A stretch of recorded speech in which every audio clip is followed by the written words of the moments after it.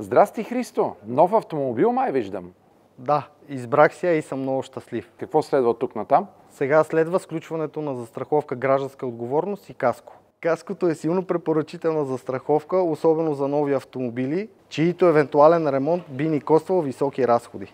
Застраховката покрива разходите за ремонт на автомобила вследствие на различни непредвидени инциденти, като пътно-транспортно происшествие с друго МПС или самокатастрофа, кражба и вандализъм, случай на пожар или природно бедствие. Едни от най-често срещаните щети са тези на паркинг, независимо дали някой е ударил паркираният ти автомобил или сами сме го увредили докато паркираме. С застраховка каско тези щети са покрити и няма да вадим средства от собствения си джоб. С застраховка каско от Евроинс имате възможност да избирате и допълнителни покрития към основните и сами да определите начина на обезщетение, за да се чувствате спокойни и финансово защитени. Не се колебайте да се свържете с Евроинс за повече информация и да изберете най-доброто покритие за вашия автомобил.